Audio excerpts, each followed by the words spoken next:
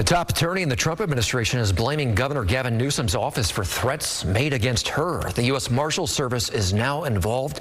KCRA3 political director Ashley Zavala explains the situation and how the governor's office is responding.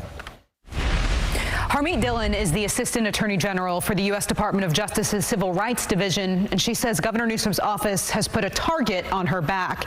In our interview today, she told me since the assassination of Charlie Kirk, the administration is on high alert.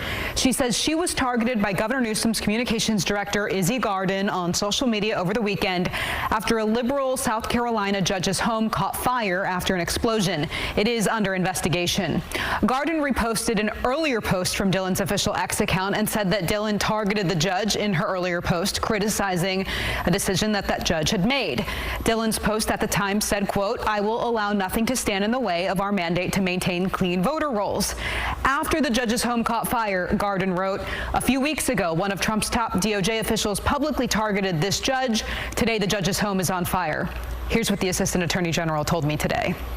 Now, several weeks ago, I had, without naming the judge, mentioned the judge as having wrongly issued an injunction against some work that I'm doing to try to clean up the voter rolls in South Carolina. By the way, the judge's ruling was overturned weeks ago. I've never mentioned her name, don't know anything about her. It is common for lawyers to criticize judges' decisions. Half the time someone is upset with what a judge does, and you do that respectfully. It's part of practicing law. It's actually part of advocacy.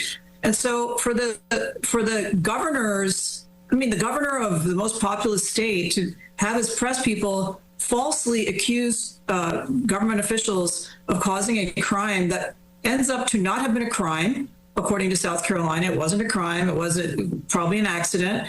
And putting a target on my back in a inflamed situation where people are being targeted and assassinated is absolutely outrageous. And I got, several online threats under that tweet from the governor's press person, basically saying people can easily find out where I live and, figure out, and let's see what happens in the next 2 weeks to Harmeet.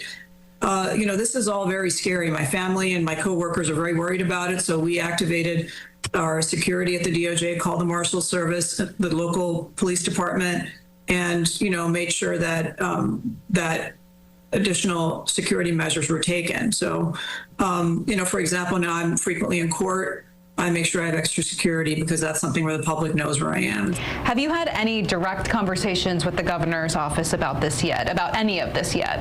I don't think that would be productive because the flippant response from the governor's office yesterday was that I owed them an apology. So he and his staff can go pound sand and they can just stop, endangering people's lives the way they are.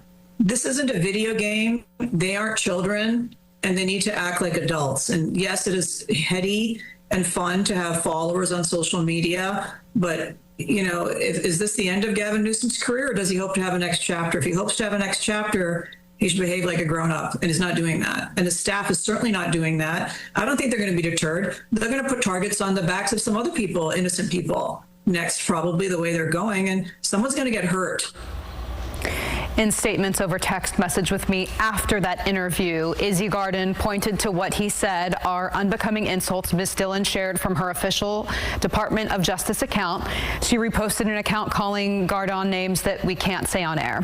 Garden maintains Dillon owes Governor Newsom's office a full apology for her what he says are false implications, and said the office never threatened her, which then he said is, quote, in contrast to the Trump administration's vile rhetoric against sitting judges. End quote. Back to you.